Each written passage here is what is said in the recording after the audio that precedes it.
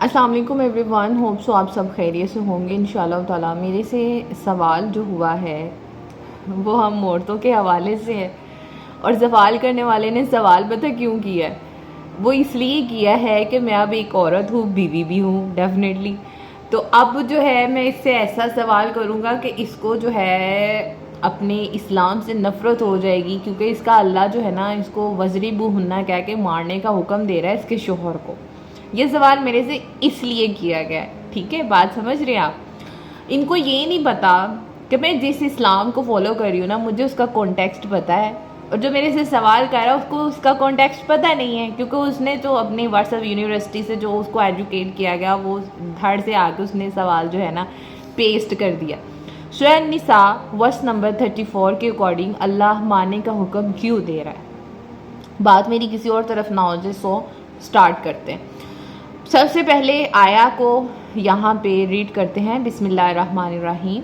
वल्लाती तखाफून नुशूज़हुन्ना, जिसमें अल्लाह फरमाता है कि वो ऐसी औरत जिसके नाशिज़ होने का तुम्हें डर हो। अब ये कौन सी औरत है जो नाशिज़ हो रही है?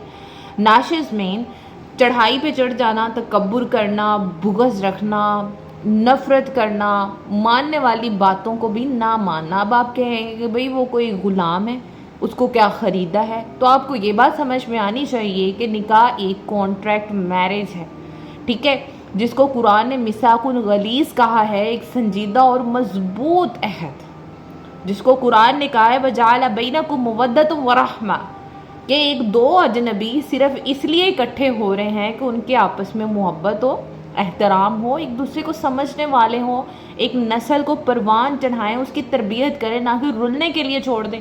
और फिर वही औरत उठ के, मर्द जो है उसका कव्वाम बना हुआ बेचारा।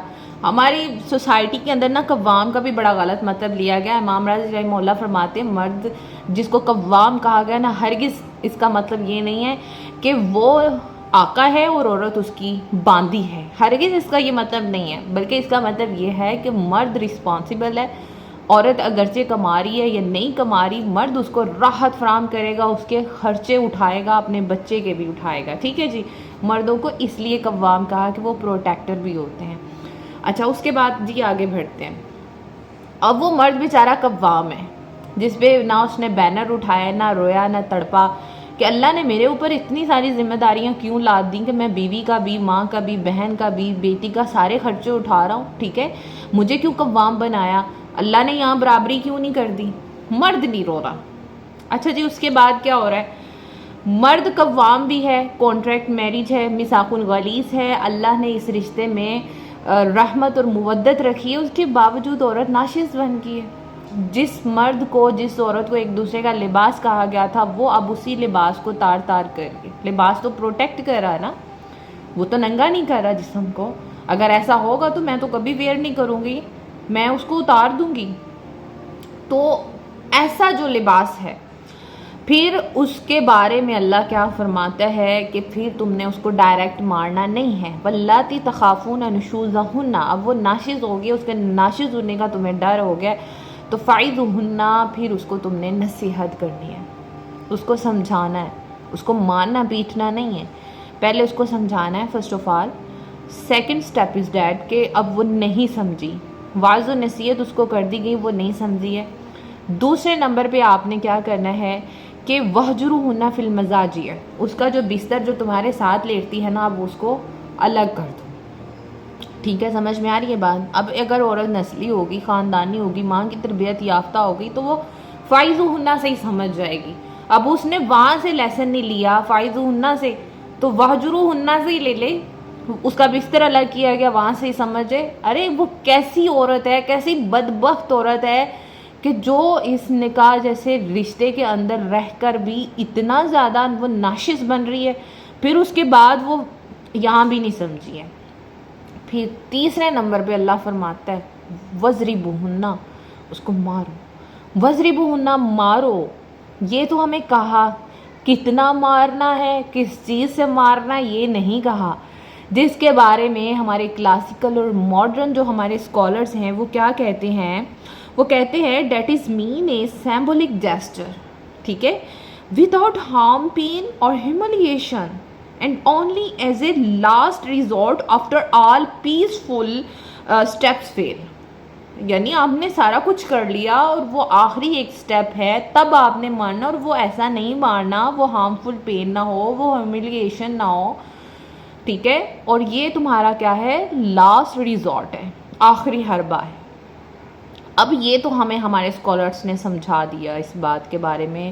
اور پھر ہمارے پیارے نبی صلی اللہ علیہ وسلم کیا فرماتے ہیں, وہ فرماتے ہیں the best of you are those who are best to their wives, سنن ترمذی میں 3895, کہ تم میں بہتر وہ ہے جو اپنی بیویوں کے لیے بہتر ہے.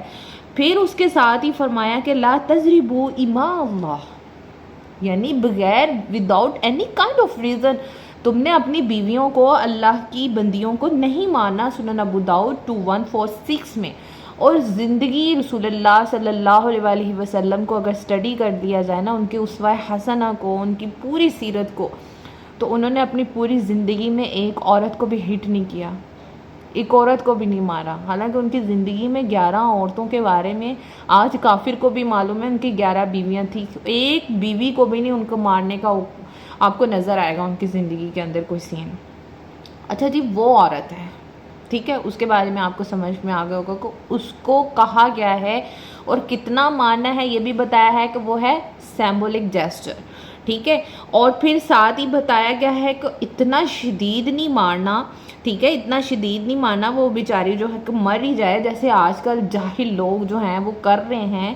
جو جہالت ہے اس کو ہم کنڈیم کرتے ہیں, ہوا کی بیٹیوں کو جو مار رہے ہیں, پیٹ رہے ہیں. اب دیکھیں اللہ تعالیٰ جو ہے, ایک اور ورس ہے 228 سورہ البقرہ, وَلَهُنَّ مِثْلُ الَّذِي عَلَيْهِنَّ بِالْمَعْرُوفِ, کہ جو عورتوں کے, جو مردوں کے حقوق ہیں نا وہی عورتوں کے بھی ہیں. یہ بات بھی اللہ تعالیٰ نے ساتھ ہی بتا دی ہے. تو اب یہاں سے جو عورت ناشز ہو رہی ہے, ایسا ہی مرد کے بارے میں بھی قرآن میں ناشز ہونے کا کہا گیا ہے کہ اگر پھر عورت کو اپنے مرد کے ناشز ہونے کا ڈر ہونا تو پھر وہ عورت جو ہے وہ ثالثی اختیار کرے گی, ٹھیک ہے. اور ایسا اگر وہ پھر نہیں باز آ رہا ان ساری چیزوں سے تو پھر آپس میں بیٹھ کے معاملات کو طے کر کے خلا کی طرف عورت جا سکتی ہے. اللہ نے اس کو یہ حق بھی دیا ہے الحمدللہ. تو میرا اسلام میرے اوپر کسی بھی اینگل سے ظلم نہیں کر رہا, نہیں مارنے کا حکم دے رہا ہے. اب میں تمہارے مذہب سے کانٹراڈکشن ضرور کروں گی کیونکہ سوال آپ نے کیا ہے, اپنے دھرم کا ضرور مطالعہ کرنا.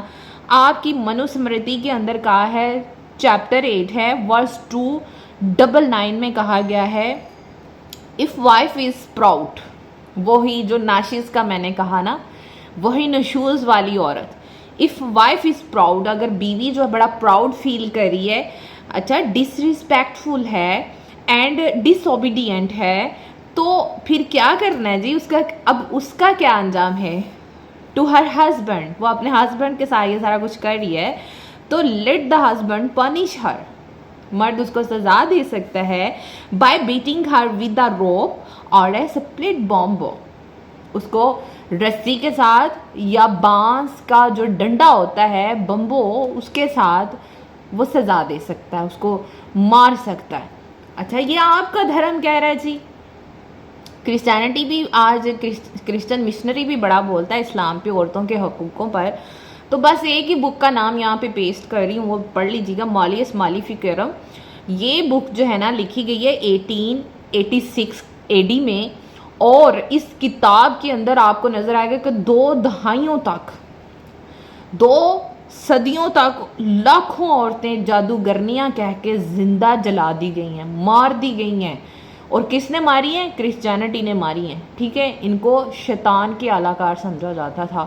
اور پھر اس کے بعد جیسے یہ سیکولرزم اور فیمنزم آتا ہے تو پھر عورت کو اب جا کے انہوں نے یہ جو ہیومن رائٹس, ویمن رائٹس ہے نا, اس کے اوپر اب یہ بھی بولتے آپ کو نظر آئیں گے. ادروائز انہوں نے اتنے ظلم کیا. اور میرے اسلام میں تو ظلم نہیں ہے, میرے اسلام نے تو زندگی کو خوبصورت کرنے کا طریقہ بتایا ہے, گھر کو بچانے کا طریقہ بتایا ہے, ٹھیک ہے. اگر نہیں بھی بچ رہا پھر طلاق کا آپشن بھی رکھا ہوا ہے, پھر دوسری تیسری چوتھی عورت کا بھی آپشن رکھا ہوا ہے. تو یہ خوبصورتی ہے, خوبصورتی کو سمجھے اور مجھے دے اجازت. السلام علیکم.